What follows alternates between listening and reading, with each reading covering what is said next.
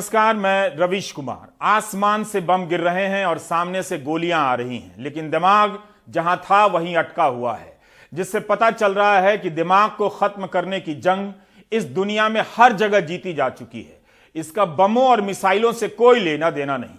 Propaganda इतना मजबूत है कि बहुत से लोग युद्ध को सही बताते हैं, और रंग नस्ल के नाम पर नफरत इतनी मजबूत है कि मरने की हालत में भी कोई गोरा किसी काले को धक्का दे रहा होता है। मानवाधिकार का बखरा लग गया है, कई तरह के अधिकारों में बंट गया है। लोग अपने अपने धर्माधिकार, नस्लाधिकार, जात्याधिकार, रंगाधिकार, क्षेत्राधिकार, सर्वाधिकार को श्रेष्ठ बताने और दूसरे को नीचा दिखाने में लगे हैं। गनीमत है कि यूरोपीय और व्हाइट श्रेष्ठता से भरे किसी जानकार ने भूरे रंग के बारूद को ब्राउन साहिब नहीं कहा है। बम के धमाकों से घिरा यूक्रेन मानवता के नाम पर दुनिया से मदद मांग रहा है, लेकिन खुद उसकी सेना में घुसे नाजी और नस्लवादी तत्व और उसके समर्थक भारतीयों और अफ्रीकी लोगों के साथ भेदभाव भी कर रहे हैं, ज्यादातर अफ्रीकी के साथ। अफ्रीकी यूनियन ने इसकी निंदा भी की है कि यूक्रेन के लोगों को सबसे पहले सीमा पार कराया जा रहा है और अफ्रीकी नागरिकों को लाइनों से निकाला जा रहा है। संयुक्त राष्ट्र में शरणार्थी मामलों के उच्चायुक्त ने भी इसकी पुष्टि की है। पश्चिमी मीडिया के स्टूडियो में बैठे एंकर, जानकार और फील्ड से पत्रकार अपने प्रसारण के दौरान गोरों की श्रेष्ठता का बखान कर रहे हैं। कोई कह रहा है यह इराक या अफगानिस्तान नहीं है, यूरोप है, यहां कैसे युद्ध हो सकता। इसे आप घमंड और मूर्खता दोनों की श्रेणी में रखिए। जैसे इराक और अफगानिस्तान बम गिराने के लिए बने हैं। बिल्कुल यूक्रेन के प्रति सहानुभूति होनी चाहिए और युद्ध रोका जाना चाहिए, लेकिन साथ साथ इन चीजों से भी नजर मत हटाइए। जो युद्ध के विरोध में होते हैं वे हर देश और हर दौर में विरोध करते हैं। उनकी मुश्किल देखिए कि उन्हें युद्ध का विरोध उस नाजी सेना के लिए भी करना पड़ता है जो अंधराष्ट्रवाद में यकीन करती है और युद्ध को जायज मानती है। यूक्रेन के प्रति सहानुभूति के साथ यह याद रखा जाना चाहिए कि वहां किस तरह नाजी ताकतों ने पैठ बनाई और अमेरिका की सहायता से पैठ बनाई, जो अब रूस में लोकतंत्र के नहीं होने की बात को लेकर अचानक नींद से जागा है।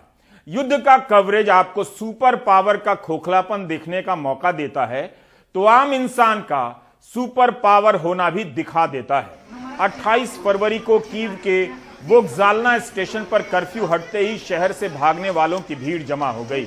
इसमें यूक्रेन वासी भी थे और भारतीय भी। भारतीय छात्रा सना ने बताया कि इस स्टेशन पर लाइन से बोगी तक पहुंचने के बाद भी भारतीय जानकर अलग कर दिया गया। पहले यूक्रेन की महिलाओं और बच्चों को चढ़ने दिया गया, तभी युद्ध का सायरन बजा, सबके होश उड़ गए। अपने परिवारों से बिछड़ता देख भारत के छात्रों से रहा नहीं गया, वे यूक्रेन के लोगों को ट्रेन में चढ़ाने लगे। यूक्रेन ने इवैक्यूएशन स्पेशल ट्रेनें भी चलाई हैं, जिसमें भारतीय दूतावास के अधिकारियों की मदद से सना और भारतीय छात्र सवार हो गए। छात्रा ने कहा कि ट्रेन के चलते ही उसके साथ और उसके दोस्तों के साथ धक्का मुक्की शुरू हो गई। अब वो कीव से लवीव और लवीव से रोमानिया की सीमा में प्रवेश कर चुकी है, कभी भी भारत आ सकती है। सना ने यह भी बताया कि सीमाओं पर स्थिति अब काफी सुधर चुकी है। पर सना का अनुभव एक तरफा या एक रंगा नहीं था। सना कीव के जिस मकान में रहती थी, उसके मकान मालिक ने उन्हें मैसेज किया है। अच्छा मैसेज है, यही कि बताना भारत के मीडिया में युद्ध को लेकर क्या कवर हो रहा है, कैसे कवर हो रहा है। आपने जो किराया दिया है वो युद्ध में फंसे यूक्रेन के काम आएगा, ये मैसेज में लिखा है। युद्ध मकान मालिक और किराएदार को भी कितना बदल देता है। युद्ध छिड़ने के बाद सना इन लोगों के साथ रहने चली आई। 27 फरवरी की इस तस्वीर के फ्रेम में पीले रंग के जैकेट में एक विकलांग पत्रकार भी है जो पीछे खड़ा है। वहां विकलांगों के अधिकारों के लिए काम करता है। तस्वीर ठीक उस वक्त की है जब इस जगह से रूस की सेना मात्र 3 किलोमीटर दूर थी। चलते चलते इन लोगों ने सना की कलाई पर एक फ्रेंडशिप बैंड बांध दी, जिस पर लिखा है हमारा जीवन हमारा नियम। युद्ध के माहौल में सना की कलाई पर दोस्ती के धागे हैं और आप हैं कि रोया भी नहीं जा रहा। लेकिन खार्किव और लवीव के हालात बिगड़ते जा रहे हैं। भारतीय दूतावास ने एडवाइजरी जारी की है कि खार्किव में जो भी भारतीय हैं तुरंत शहर छोड़ दें, लेकिन छोड़ना हर किसी के लिए संभव नहीं। शहर में गोलियां चल रही हैं, बम गिर रहे हैं। कुछ माता पिता ने कहा कि वहां 1500 भारतीय हैं, उनके होश उड़े हुए हैं। खार्किव में ही कर्नाटक के छात्र नवीन एसजी की मौत हो गई थी। Advisory that has just been issued by our embassy a little while ago and also by us on the need for our nationals to leave Kharkiv immediately is on the basis of information received from Russia. We would urge all our nationals to leave Kharkiv immediately to the safe zones or further westwards using any means available, including on foot, and keeping safety in mind.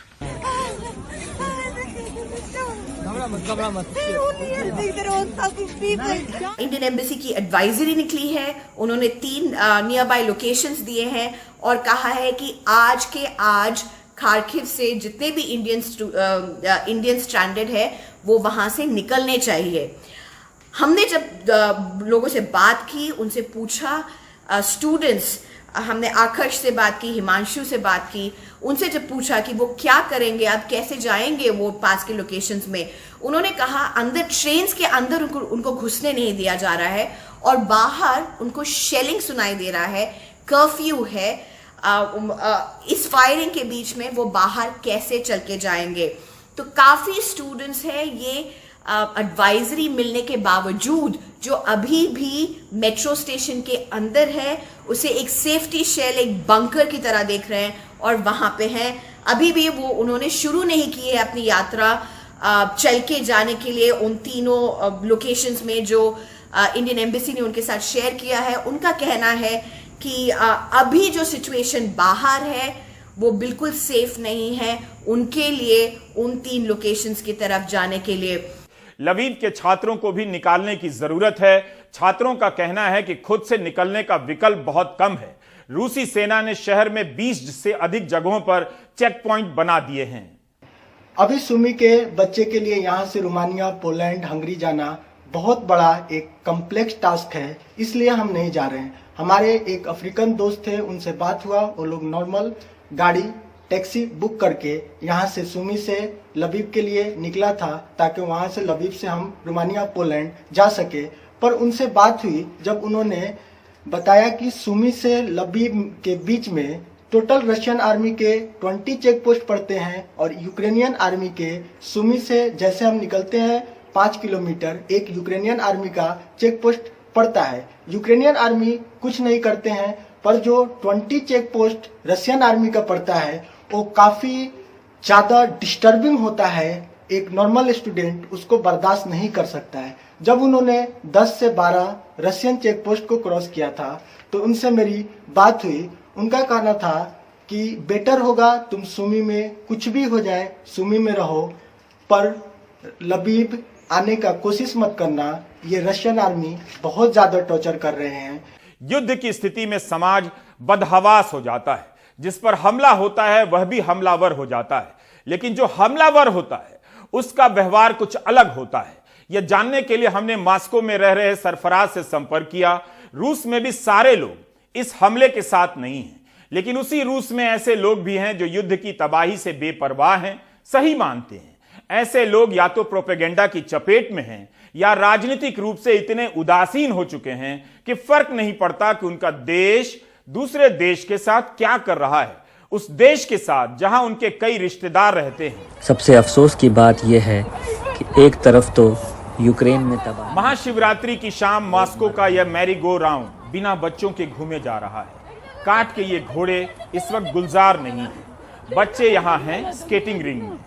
भैया दीदी के साथ छोटे छोटे बच्चे बर्फ पर skating कर रहे हैं, उड़े जा रहे हैं। क्या इन्हें बिल्कुल पता नहीं होगा कि इनके बाप बमवर्षक विमानों को उड़ा रहे होंगे और यूक्रेन के बच्चों की स्केटिंग रिंग पर बम गिरा रहे होंगे। सफेद बर्फ के ऊपर तैर रहे छोटे बड़े बच्चों की रफ्तार बता रही है कि जो देश दूसरे देश पर बम बरसाता है उसके बच्चे स्केटिंग करते हैं। यहाँ छोटे झूले पर छोटे बच्चे घूम रहे हैं। उनकी शाम हर रोज की शाम के जैसी है। स्लाइड ससरौआ से ससर रहे हैं, माए बच्चों के साथ हैं और यह मां लगता है इस क्यूट से बच्चे के पीछे ओले बाबा कहते हुए दौड़ी जा रही है। किसका मन नहीं करेगा इस छोटे से बच्चे को गोद में उठा लेने का। लेकिन क्या इस मां ने सोचा होगा कि ऐसा ही बच्चा यूक्रेन के किसी घर में बमों के बीच घिरा होगा और उसकी मां मर गई होगी। मुझे लगता है रूस की कुछ माओं ने जरूर ऐसा सोचा होगा। यहाँ मॉस्को के इस मॉल में एक पिता अपने बच्चे को गोद में लिए शॉपिंग के लिए आया है। बच्चा किलकारियां भर रहा है। इसी रूस के हमले के कारण यूक्रेन के बच्चों का घर बिखर गया है। वे अपने पिताओं की गोद में देश छोड़ रहे हैं, तो कोई खुले आसमान के नीचे स्ट्रोलर में सोया है, तो कोई अपनी मां को देख दौड़ा चला आ रहा है। फिर से रूस चले आते हैं। यहाँ एक मॉल के भीतर खाने पीने की चीजों के रैक भरे हुए हैं। यहाँ का हाल देखकर नहीं लगता कि रूस खतरे में है। ऐसा लग रहा है कि रूस के लोग अपने लड़ाकू विमानों को भेजकर संतरे और कीनू का स्वाद ले रहे हैं। ऐसा लगता है यहाँ कुछ ही देर में 26 जनवरी की बम्पर सेल लगने वाली है और हजारों लोग आने वाले हैं। अब आप इस रैक को देखिए, यूक्रेन के सूमी शहर का है। मेहताब ने मंगलवार को जब रिकॉर्ड किया तो सारे रैक खाली मिले। यहाँ खाने पीने की चीजों की भारी कमी हो गई है। सूमी पर रूस ने जबरदस्त हमला बोला है। इस शहर के लोग भी अपने देश को प्यार करते हैं और अपने देश के लिए लड़ रहे हैं, लेकिन संतरा खरीद रहे रूस के लोगों को भी लगता है कि वे भी अपने देश के लिए लड़ रहे हैं। बस एक के पास खाने के लिए संतरा नहीं है और एक संतरे छील रहा है और उसे दाम की चिंता भी नहीं है। कुछ नहीं है इधर में आप देख सकते हैं दुकानों में सामान का रेट धीरे धीरे बढ़ रहा है। अचानक से रेट बढ़ गया ऐसा नहीं है।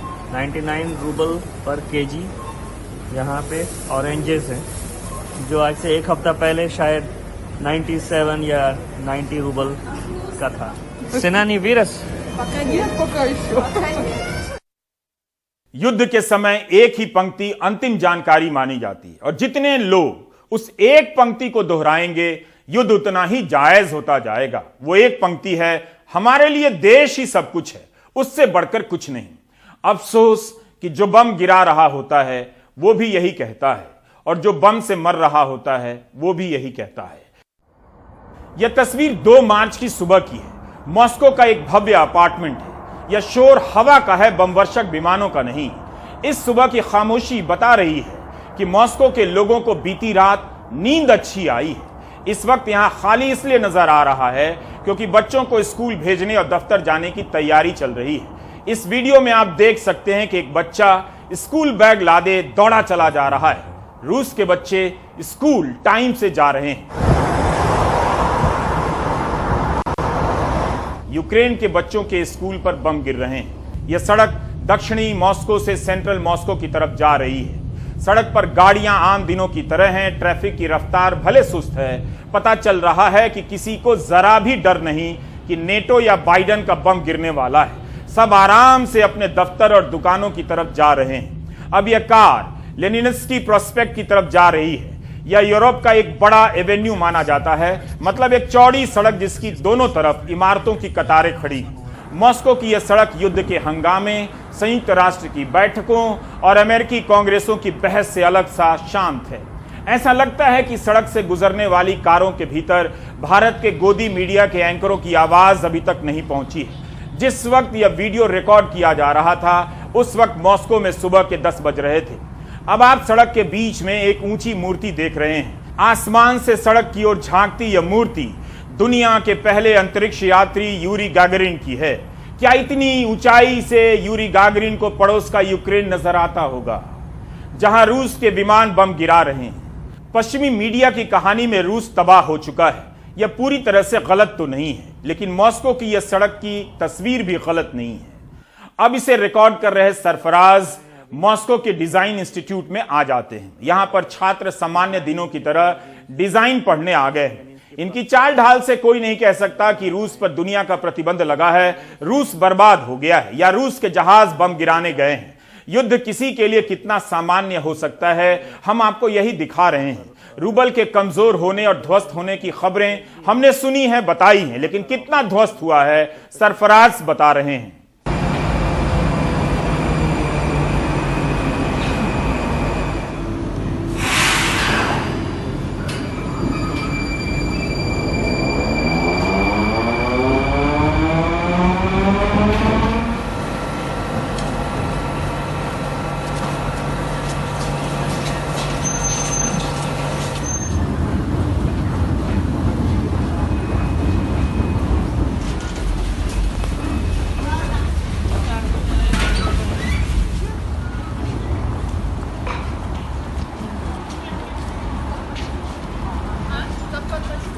वॉर के इस सिचुएशन में जनजीवन सामान्य रूप से मॉस्को में चल रहा है। हालांकि यहाँ पे महंगाई थोड़ी बढ़ गई है और जो लोकल प्रोडक्ट्स है, जैसे कि ये 500 रूबल्स है।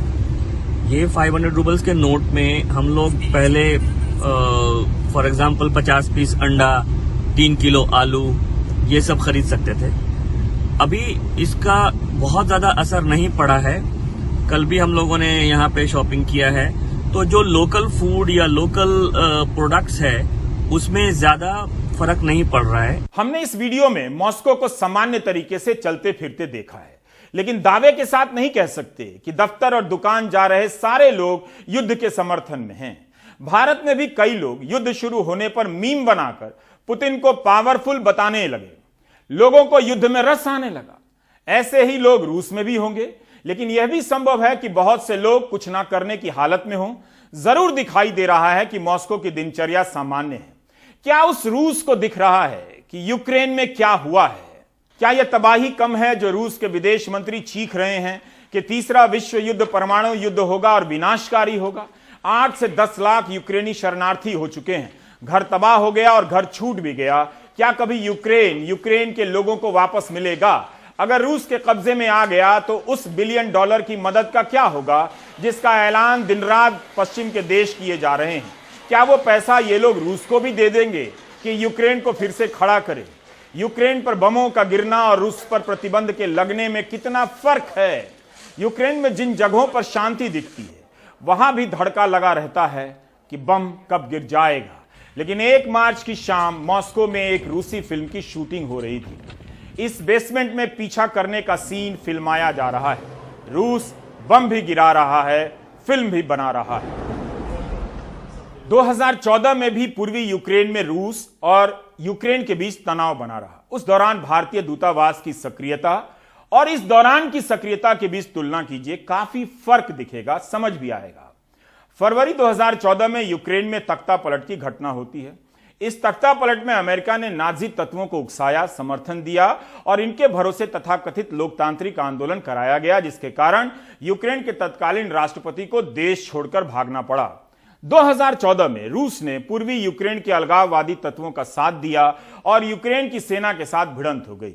उस वक्त भी यूक्रेन में पढ़ रहे भारतीय छात्रों की जान पर बन आई थी। 30 मई 2014 के इकोनॉमिक टाइम्स की यह खबर आप भी देखिए। लिखा है कि आज भारत ने अपने नागरिकों और खासकर छात्रों से कहा है कि वे दोनेत्स्क और लुगांस्क के इलाकों को छोड़ दें, जहां लगातार हिंसक झड़पें हो रही हैं। भारत ने अपनी एडवाइजरी में पूर्वी और दक्षिणी उत्तरी यूक्रेन में रह रहे भारतीयों को भी अपनी सुरक्षा को लेकर सतर्क रहने को कहा है। इस एडवाइजरी में खासकर छात्रों को चेतावनी दी गई है। खबर में लिखा है कि अधिकारियों के अनुसार इन इलाकों में 1000 भारतीय छात्र रहते हैं। 2014 में केरल के आरएसपी के सांसद एनके प्रेमचंद्रन ने लोकसभा में एक सवाल पूछा। 13 अगस्त 2014 को लोकसभा में इस सवाल का जवाब तत्कालीन विदेश मंत्री सुषमा स्वराज ने दिया। हमें अंग्रेजी में दिया गया ही जवाब मिला है, जिसका अनुवाद हमने अपने हिसाब से किया है। सुषमा स्वराज इस जवाब में कहती हैं कि 3-4 जून को करीब लुगांस्क और दोनेत्स्क में रहने वाले 1000 भारतीय नागरिकों को, जिनमें ज्यादातर मेडिकल छात्र थे, इवैक्यूएट कर ट्रेन से कीव लाया गया। इन इलाकों में हिंसा बढ़ने के कारण इन्हें निकाला गया। कीव पहुंचने के बाद इनके ठहरने का इंतजाम किया गया और भारत जाने का हवाई जहाज का बंदोबस्त भी। उस साल युद्ध नहीं हुआ था, तनाव की हालत थी। तब सुषमा स्वराज ने समय रहते 1000 भारतीय छात्रों को निकाल लिया। सारा खर्च सरकार ने उठाया। इसी जवाब में सुषमा स्वराज ने यह भी बताया है कि भारत सरकार की मुख्य चिंता वहां रह रहे 6000 भारतीय हैं, जिनमें से 4700 मेडिकल छात्र हैं। तत्कालीन विदेश मंत्री स्वराज ने कहा कि विमानों की कमी के कारण किसी भी भारतीय छात्र को भटकना नहीं पड़ा। हिंसा शुरू होने के पहले ही सरकार ने अपने नागरिकों की सुरक्षा को लेकर कार्यवाही शुरू कर दी थी। उस समय हिंसा एक सीमित इलाके में हुई थी। तब हिंसा शुरू होने से पहले नागरिकों को निकाल लिया गया। यहां 12 फरवरी 2022 को कई देशों ने अपने नागरिकों को यूक्रेन छोड़ने की स्पष्ट एडवाइजरी जारी कर दी। भारत की पहली एडवाइजरी 15 फरवरी को आती है। काश इस तरह की स्पष्टता इस बार भी होती और विमानों की उपलब्धता को लेकर पहले से कोशिश की गई होती। जैसी कोशिशें युद्ध के बाद की जा रही हैं, तो अब हालात में सुधार दिख रहे हैं। सारे छात्र सुरक्षित आ जाते, इन्हें युद्ध के बीच घिरकर यातनाओं का सामना नहीं करना पड़ता। सुमी शहर में आज भी भयंकर हमला हुआ है। वहां छात्र दिन रात गोली चलने और बम गिरने की आवाजों के बीच सांस ले रहे हैं। उन्हें पता नहीं कि कब निकाला जाएगा, कैसे निकाला जाएगा। सुमी में फंसे छात्रों के लिए एक एक पल भारी है। 2014 के जून में पूर्वी यूक्रेन में हिंसा की आशंका को देखते ही भारतीय दूतावास ने 2 जून 2014 को एक एडवाइजरी जारी की कि 3 और 4 जून के दिन कीव जाने वाली ट्रेन में भारतीय दूतावास ने अपने नाम से 500 टिकट खरीदे हैं। पूर्वी यूक्रेन में बड़ी हिंसा अगस्त 2014 में हुई थी और भारतीय छात्रों को जून में ही निकाल लिया गया था। सरकार टिकट खरीदकर प्लेटफॉर्म पर इंतजार कर रही थी। इस बार 15 फरवरी को पहली एडवाइजरी जारी होती है। उसमें लिखा गया है कि छात्र अस्थायी तौर पर यूक्रेन छोड़ने पर विचार कर सकते हैं। जून 2014 और फरवरी 2022 की एडवाइजरी की तुलना आप भाषा और इंतजाम दोनों के हिसाब से कीजिए, फर्क दिखेगा। यही नहीं, पिछले साल नवंबर से ही रूस यूक्रेन की सीमा पर सैनिक जमावड़ा करने लगा था। उस वक्त ही WHO विश्व स्वास्थ्य संगठन ने युद्ध की आशंका को देखते हुए मेडिकल सप्लाई की जरूरतें यूक्रेन की सीमाओं पर पहुंचा दी। जो भी हुआ बाद में हुआ है, वो कितना कारगर है या नहीं इस पर बहस होगी, लेकिन युद्ध के पहले के 2 महीनों में जो हुआ उसे भी साफ साफ देखने की जरूरत है। बाद में जरूर मंत्रियों को भेजा गया, विमानों का इंतजाम किया गया। विमानों में छात्रों का स्वागत करते हुए मंत्रियों ने खास तौर से ध्यान रखा कि प्रधानमंत्री मोदी का जिक्र जरूर हो, उनके प्रति आभार प्रकट किया जाए। क्या यह सब इसलिए किया जा रहा है ताकि जो ढिलाई हुई उस पर पर्दा डाला जा सके। शुक्र है कि हजारों छात्र वापस लाए गए हैं और बाकी लाए जा रहे हैं, लेकिन बंकरों में छिपे छात्रों की तस्वीर देखकर किसकी सांसें रुक नहीं गई होंगी।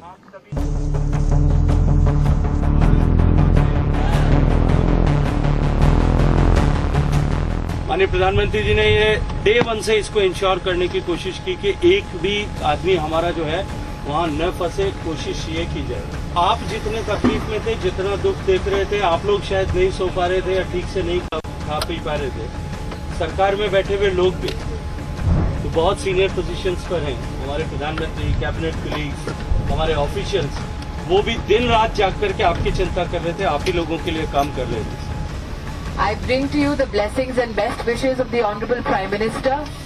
मोदी जी स्वयं पूरे घटनाक्रम की नजर भी रखे हुए हैं, हर चीज की उनको सूचना दी जाती है और वो हमारे सुझाव भी देते हैं, आगे की गाइडेंस भी देते हैं। प्रधानमंत्री आदरणीय नरेंद्र मोदी जी के द्वारा यह जो अभियान प्रारंभ किया गया है, जिसमें यूक्रेन से हमारे देश के सारे बच्चों को, नागरिकों को लाने के लिए हम पूरी तरह से प्रतिबद्ध हैं। अभी इस ऑपरेशन गंगा अभियान के तहत यूक्रेन से हमारे सारे बच्चों को इस यहाँ पर वापस लाया गया है। देश के प्रधानमंत्री आदरणीय नरेंद्र मोदी जी एक एक बच्चे के लिए वहाँ पर चिंता कर रहे हैं। रात और दिन प्रधानमंत्री मोदी जी के नेतृत्व में, उनकी निगरानी में हर हिंदुस्तानी को सुरक्षित भारत लाने के लिए दिन और रात भारत की सरकार काम कर रही है। एक बार फिर आपका हम स्वागत करते हैं। प्रधानमंत्री जी is in touch with the Ukrainian राष्ट्रपति जी। The conversations are on to ensure that everyone is brought home safely. अगर 2014 की तरह इस बार मुस्तैदी दिखाई गई होती तो यह सब करने की जरूरत नहीं होती। युद्ध में फंसे हजारों छात्रों ने अपने लाखों रुपए लगाए और बस और टैक्सी से सीमा तक पहुंचे हैं। इन्होंने खुद से खुद को इवैक्यूएट किया है। इसका श्रेय भी सरकार ले रही है। तो सरकार को एक काम करना चाहिए। जिन छात्रों ने कीव या इवानो से निकलने के लिए 4 लाख 5 लाख रुपए देकर बसों का इंतजाम किया, सरकार उनका पैसा वापस कर दे। तो हम बता रहे थे कि 2014 में क्या हुआ, 2022 में क्या हुआ। 2014 में पूर्वी यूक्रेन में तनाव बढ़ा, हिंसा भी हुई। रूस ने इस तरह से हमला नहीं किया था। तब भी उस साल 4 अगस्त 2014 तक भारत ने 21 एडवाइजरी जारी की थी। इसका मतलब है कि वहां के दूतावास को वहां के खतरों की समझ थी, अनुभव था। फिर इस बार क्यों देरी हुई? 23 जनवरी 2015 की एक एडवाइजरी में यहां तक लिखा है कि कुछ छात्रों ने वापस कॉलेज ज्वाइन कर लिए हैं। उनसे अपील की जाती है कि तुरंत इलाका को छोड़ दें। तब की एडवाइजरी में साफ साफ लिखा है कि दूतावास स्ट्रांगली मजबूती से अपील करता है कि इलाका छोड़ दीजिए। इस बार तो छात्र ही हल्ला कर रहे थे कि भारत कैसे जाएं, विमान नहीं है, हमें जाना है या नहीं, एडवाइजरी जारी कर दीजिए। जब युद्ध की आशंका नजदीक दिखने लगी तब पुतिन की तारीफ में गोदी मीडिया जश्न मनाने लगा। पुतिन पावरफुल के सम्मान में बैशाख से पहले ही टुन हो गया। जैसे ही हजारों छात्रों ने बंकर और शहर के हालात के वीडियो भेजने शुरू किए, गोदी मीडिया का पुतिन पुराण हवा तो नहीं हुआ लेकिन दम जरूर फूल गया। उनके पुराण के सामने छात्रों के ये वीडियो वेद वाक्य बन गए।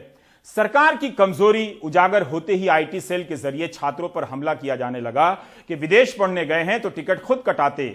आईटी सेल वालों को पता नहीं था कि उसी सरकार ने 2014 में जनता के खर्चे से पूर्वी यूक्रेन से कीव और कीव से भारत लाने का इंतजाम किया था। क्या उस समय सरकार ने गलत कर दिया या अब गलत किया कि जब 22, 24, 26 फरवरी के लिए एयर इंडिया का विमान गया तो टिकट के पैसे मांगे गए? ठीक है, 25 फरवरी को सरकार ने कहा कि यात्रा फ्री होगी, लेकिन क्या इस बार सब कुछ बाद में नहीं हो रहा? क्या 3 विमान से हजारों लोग लाए जा सकते थे? क्या यह उचित था कि छात्र फंसे हों और यहां उन्हें लेक्चर दिया जा रहा हो कि आप विदेश क्यों गए, खुद से क्यों नहीं आते? 2014 में यूक्रेन में 4700 मेडिकल छात्र थे, जैसा कि सुषमा स्वराज ने अपने बयान में कहा। इस बार 20,000 भारतीय छात्र बताए जा रहे हैं। 7 साल में इतनी संख्या क्यों बढ़ी, इसके कारणों में जाने का वक्त अभी नहीं। हम बात करना चाहते हैं ICWF, Indian community welfare fund की। पिछले साल सरकार ने लोकसभा में बताया कि इसमें 474 करोड़ हैं। यह बजट का पैसा नहीं है, बल्कि भारतीयों के पैसे से ही यह फंड जमा हुआ है। भारत सरकार ICWF दिवस भी मनाती है। पिछले साल अलग अलग दूतावासों में इंडियन कम्युनिटी वेलफेयर दिवस मनाया गया और इनकी तस्वीरें ट्वीट भी की गईं। यह तस्वीर घाना स्थित भारतीय दूतावास की है। राजदूत ने ट्वीट किया है कि आजादी के अमृत महोत्सव के उपलक्ष्य में इंडियन कम्युनिटी वेलफेयर फंड दिवस मनाया गया। इस दिन भारतीय समुदाय को बताया गया कि उनके कल्याण के लिए क्या क्या कदम उठाए गए हैं। कोविड का पहला कहर टूटा था, तब विदेशों में फंसे भारतीयों से टिकट लेने के सवाल पर कुछ जगहों पर याचिकाएं दायर कर दी गईं और बाकायदा इस फंड के इस्तेमाल को लेकर बहस हुई। आप इंटरनेट पर उन खबरों को सर्च कर सकते हैं। आईटी सेल को यह भी बताइए कि 2014 में जब संकट शुरू भी नहीं हुआ तब भारत सरकार ने 1000 छात्रों के ट्रेन टिकट और हवाई टिकट कटाए। तो इस बार भी यह काम उसी का था और उसके लिए उसके पास 400 करोड़ रुपए का फंड भी। जिस तरह से युद्ध के बाद कई विमानों की व्यवस्था की जा रही है, उसी तरह के कदम पहले उठाए जा सकते थे। यह बात बार बार बताने की जरूरत है क्योंकि अभी तक भारतीय छात्रों को भला बुरा कहना बंद नहीं हुआ है। यूक्रेन के दूतावास के पास भी 20,000 भारतीयों के कुछ करोड़ फंड तो जमा हुए ही होंगे ICWF में। उन पैसों की मदद से तुरंत इंतजाम किए जा सकते थे। यूक्रेन की एक छात्रा का ट्वीट है कि 24 फरवरी को एयर इंडिया ने उड़ान रद्द कर दी, 26-27 फरवरी को UIA ने उड़ान बंद कर दी। अगर हमारे विमान में बैठने से पहले युद्ध हो गया तो क्या यह हमारी गलती है? तब पूजा पर हमला होने लगा कि 15 फरवरी की एडवाइजरी का पालन क्यों नहीं किया गया। किसने कहा एडवाइजरी मत देखो? लेकिन यही तो सवाल है कि 2014 की एडवाइजरी की तरह क्या 15 फरवरी 2022 की एडवाइजरी उतनी स्पष्ट थी? यूक्रेन से लगे रोमानिया, हंगरी और पोलैंड की सीमाओं पर हालात अब बेहतर हैं। भारत सरकार ने भी हालात पर अब पकड़ बना ली है। भारतीय छात्रों के अनुभव भी बदलते जा रहे हैं। आज जो भी हालात सुधरे हैं, अगर छात्रों ने, उनके मां बाप ने, विपक्ष के नेताओं ने और मीडिया के कुछ हिस्से ने आवाज नहीं उठाई होती तो बदहवासी बनी रह सकती थी। अब इंतजाम बेहतर हो रहे हैं और यूक्रेन की सीमाओं से लगे लोग भी शरणार्थियों और भारतीयों की मदद के लिए आगे आ रहे हैं। एक छात्र आयुष ने बताया कि स्लोवाकिया की सीमा पर वहां के लोगों ने काफी अच्छा इंतजाम किया था। Sir, see how helpful they are, the people of Slovakia. They are giving us free jacket and you can take whatever you want sir. They are really helpful, sir. We crossed the border of Slovakia and you can take whatsoever you want. Even jackets and chips, kurkure, they are giving hot water and all. Really helpful, sir. I just like them. As water. So kind of them. कोई कभी भी prime time देख रहा है क्या जो युद्ध के मैदान में चिप्स और कुरकुरे मिलने के सुख पर कविता लिख सके? ये कुरकुरे नहीं हैं, इनमें जीवन है। बंदूक की गोली और बम के धमाकों के बीच इन छात्रों की स्मृति से जीवन का हर स्वाद चला गया होगा। जिस शहर में कुछ ना बचा हो, वहां से जान बचाकर इस तरह के सामानों को देखना भी जीवन को वापस पाना है। इन्हीं सब सामानों से भरे घर और अपार्टमेंट तबाह हो गए। इन्हें ही देखकर यूक्रेन के लोगों को लगा होगा कि शायद घर आ गए। यह पोलैंड और यूक्रेन की सीमा को जोड़ने वाला मेदिका बॉर्डर है। पोलैंड के नागरिकों ने अपने घर का सामान यहाँ उड़ेल दिया है। जिनका घर चला गया है, देश चला गया है, उन्हें जैकेट मिल रहा है। इस वक्त इस ठंड में जैकेट ही देश है, जैकेट ही सीमा है, जैकेट ही संयुक्त राष्ट्र है। पोलैंड में पढ़ने वाले भारतीय छात्र भी मदद के काम में शामिल हैं। यही वो लोग हैं जो दुनिया की हर ताकतवर और सनकी सेनाओं का मुकाबला अपने पुराने कपड़ों और खाने पीने के सामानों से करते आ रहे हैं। पोलैंड के लोगों ने बस का इंतजाम किया है। इन तस्वीरों को देखते हुए जरा बताइए, हौसला बम से मिलता है या ऐसे लोगों से जो बमों के बीच चले आते हैं हाथ थामे? Do you get my point? तो मैं इस प्लेटफॉर्म के थ्रू गवर्नमेंट को एक मैसेज देना चाहता हूं कि कीव में और खार्किव के अंदर बहुत हालात ज़्यादा ख़राब हो चुके हैं। तो हमें एक ऐसा पॉइंट वहां पे बनाना चाहिए 80-90 किलोमीटर दूर खार्किव से या कीव से, और वहां तक आप एक ऐसा एक्सेस दें जिससे कम से कम 15-20 बसेस वहां जा सकें इंडियन फ्लैग के साथ। और वो गवर्नमेंट जो है उन रशियन गवर्नमेंट से बात करे कि हम लोग अपना ट्रांसपोर्ट वहाँ भेज रहे हैं अपनी कम्युनिटी के लोगों को निकालने के लिए। तो आप कोई भी ऐसा अटैक या कुछ भी इस तरीके से ना हो पाए उन बसेस पे, उन ट्रांसपोर्ट पे। तो एक मेरा यही मैसेज है कि उस तरीके से हम ज़्यादा से ज़्यादा लोगों की मदद कर सकते हैं, उनको सेफ निकाल सकते हैं। जो मेदिका बॉर्डर पे फंसे हुए हैं पोलैंड की तरफ, वो अगर बॉर्डर क्रॉस कर लेते हैं तो एम्बेसी की तरफ से 100 किलोमीटर दूर एक होटल फैसिलिटी प्रोवाइड कराई गई है जो बहुत अच्छी फैसिलिटी है। और उस फैसिलिटी के अंदर बहुत अच्छी कैपेसिटी है, लोग रुक सकते हैं, खाने पीने का इंतज़ाम है। आप 4-4 दिन से लाइनों में खड़े हुए हैं तो आप जो है वहाँ पे रेस्ट कर सकते हैं पूरा, और आपको मेडिसिन वगैरह सब प्रोवाइड होगी। हजारों भारतीय छात्र खुद से सीमा पर आ चुके हैं। वहां से उन्हें भारत लाया जा रहा है। खार्किव और लवीव में फंसे हजारों भारतीय छात्रों को बाहर निकालने की चुनौती है। उनकी हालत खराब है। उम्मीद है यहां फंसे भारतीय नागरिक भी सुरक्षित वापस आ जाएंगे। उम्मीद यह भी कीजिए कि एक दिन यूक्रेन के लाखों लोग भी अपने घरों को लौट आएंगे। आप ब्रेक ले लीजिए।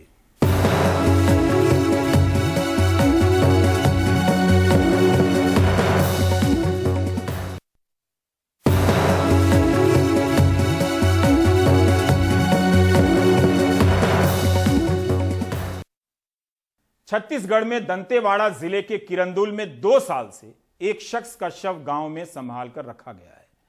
इस इंतजार में कि उसे इंसाफ मिलेगा, इस इंतजार में कि मृतक के सर से नक्सली होने का दाग हटेगा। परिजनों का मानना है कि सुरक्षा बलों ने उसे नक्सली बताकर मार डाला। सुरक्षा बलों का दावा था कि मृतक इनामी नक्सली था और बम बनाने का एक्सपर्ट। ये रिपोर्ट देखिए।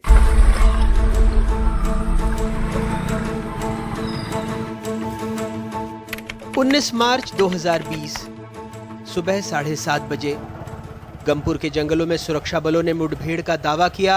मुठभेड़ में गंगालूर एरिया कमेटी के मेडिकल टीम प्रभारी, आईईडी बनाने के एक्सपर्ट बदरू माडवी को मार गिराने का दावा किया। कहा बदरू 2 लाख रुपए का इनामी नक्सली था। बदरू के भाई शन्नू इस मामले में चश्मदीद गवाह हैं। उनका कहना है कि उनके भाई को उनके सामने घेर कर मार दिया गया। वो रास्ते में बहुत पुलिस वाला तो गोली मार दूंगा ना, वो बदरू का। ओ मेरे को बग गया, बहुत डर गया ना। 2 साल बीतने को हैं। गांव वालों ने बदरू के शव को गांव के बगल स्थित शमशान के किनारे लगभग 6 फीट का गड्ढा खोदकर सफेद कपड़ों में लपेटकर नमक, तेल और कई जड़ी बूटियों का लेप लगाकर सुरक्षित रखा है। मौसम की मार से बचाने के लिए शव के ऊपर लकड़ी के फट्टे से ढककर 2 पॉलिथीन लगाकर उसे मिट्टी से दबाकर रखा गया है। हालांकि शव अब काफी हद तक कंकाल में बदल चुका है, लेकिन गांव वालों का कहना है कि इंसाफ मिलने तक वो शव को सुरक्षित रखेंगे। उनका ये भी कहना है कि बदरू नक्सली नहीं था, वो महुआ चुनने गया था। गड्ढा खोद के ऐसे डापे गया बलूले डाल के। अभी अंतिम संस्कार नहीं किए? नहीं किए सर। तो कपड़ा उपड़ा क्यों रखे? कपड़ा कब बांधते संसार को नहीं तो समय में जलाऊंगा बोल के ऐसे रखा है सर। कोर्ट में लगाया था उस समय, तब फिर कोरोना होकर के लॉकडाउन में बोल के ऐसे नहीं लगाया सर। तो उसका शिनाख्ती है बदरू माडवी पश्चिम बस्तर डिविजन कमेटी की सदस्य होने के रूप में शिनाख्त हुआ है। उसके पश्चात विधि अनुसार पोस्टमार्टम एवं अन्य जो कार्रवाई जो माननीय उच्चतम न्यायालय एवं नेशनल ह्यूमन राइट कमीशन के निर्देशानुसार जो गाइडलाइंस है उसी का पालन करते हुए पूरा संपन्न किए गए थे। हाल फिलहाल में हमारे पास ये जानकारी प्राप्त हुआ है, उसका अंतिम क्रियाक्रम करने के दौरान जो परिजन द्वारा डेड बॉडी के साथ साथ उनके साथ कुछ प्रिजर्वेटिव करने के हिसाब से नमक और हर्बल्स वगैरह डाल कर रखा है और बाद में उसका समय समय पर वो लोग उसको खोल कर देखे जा रहे हैं। इस जानकारी हम लोग के पास प्राप्त हुआ, उसके और विस्तृत डिटेल हम लिया जा रहा है। दरअसल परिजनों को उम्मीद है कि जब न्यायालय इस मामले को संज्ञान में लेगा और जांच के लिए शव के पोस्टमार्टम की बात आएगी तब शव को बाहर निकाला जाएगा। पुलिस बेवजह ग्रामीणों की हत्या कर रही है और नक्सलवाद के नाम पर उनके बेटे की हत्या कर दी गई। इस मामले को न्यायालय द्वारा संज्ञान में नहीं लिया जाएगा तब तक अंतिम संस्कार नहीं किया जाएगा।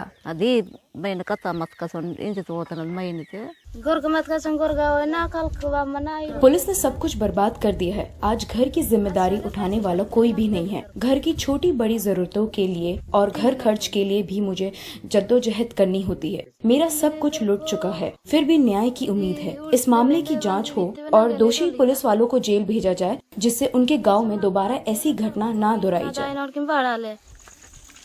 दंतेवाड़ा जिले के किरंदुल की पहाड़ियों के पीछे लगभग 20 किलोमीटर की दूरी पर गामपुर गांव है। कुछ किलोमीटर पैदल, कहीं तीखी चढ़ाई तो कहीं उथला पानी। न यहाँ बिजली के खंभे दिखे, न स्कूल, न स्वास्थ्य केंद्र। लंबे वक्त से यहाँ के लोगों के लिए संघर्षरत सोनी सोरी भी हमारे साथ थी। सिर्फ एक कागज का इंतजार है कि कोर्ट उसका संज्ञान में लेके क्या कहा। इस बात का नहीं कि उनको न्याय मिलेगा, कि वो जो मारे हैं वो पुलिस वाले जेल जाएंगे कि क्या करेंगे, वो तो बहुत दूर की बात है। सरकेगुड़ा में जबकि आ गया उसका मतलब डिटेल, वहाँ के लोगों को अभी FIR करके जेल नहीं भेजा गया, एड्समट्टा में नहीं भेजा जा रहा। तो इस वाले मामले में कितनी आसानी से पुलिस सरकार उनको जेल तो नहीं भेजती है। पर मतलब आदिवासियों के साथ अन्याय है, इंसाफ मिलता कब। फिर भी आदिवासी हम सब मिलके कोर्ट का इंतजार करते हैं। गांव वालों का ये भी आरोप है कि बद्रू की हत्या पहला मामला नहीं है। 2017 में भीमा कड़ती, उसके पहले मासो जैसे कुछ और ग्रामीणों की कथित तौर पर मुठभेड़ में हत्या कर दी गई। गमपुर के लिए भी ये कोई पहली कहानी नहीं है। दरअसल किरंदुल की पहाड़ियों के पीछे इस गमपुर गांव से ही अब तक 5 लोगों को मुठभेड़ के नाम पर मार दिया गया है। गाँव वालों का आरोप है कि जब भी वे वनोपज के लिए जंगलों में जाते हैं तो सर्चिंग पर चलने वाले जवान उन्हें नक्सली होने का ही आरोप लगाते हैं। सरकार गांव से दूर है जिससे उनका जीवन अधर में अटका है। यहाँ किसी के पास भी न तो आधार कार्ड है, न ही वोटर कार्ड। गांव के कुछ लोगों के पास बहुत पुराना राशन कार्ड है, इसलिए जब पुलिस उन्हें जंगलों में पकड़ती है तो पहचान साबित करना मुश्किल होता है। देश के दूसरे आदिवासी अंचलों की तरह गामपुर के ग्रामीणों के भी रोजगार का एकमात्र जरिया वनोपज है, जिसे इकट्ठा करने वो दिन भर जंगलों में भटकते हैं। लेकिन उनकी शिकायत है कि कई बार समुचित पहचान पत्र नहीं होने की वजह से सुरक्षा कर्मी उन्हें बेवजह प्रताड़ित करते हैं। बद्रू माड़वी के बहाने सारे ग्रामीण इकट्ठा हुए हैं। वो चाहते हैं न्यायिक हस्तक्षेप हो, ऐसी समस्याओं का कोई ठोस समाधान मिले ताकि और कोई निर्दोष बद्रू माड़वी की तरह सुरक्षा बलों की गोलियों का शिकार न बने। बस्तर में अपने सहयोगी विकास तिवारी और कैमरा पर्सन रिजवान खान के साथ अनुराग द्वारी, NDTV इंडिया।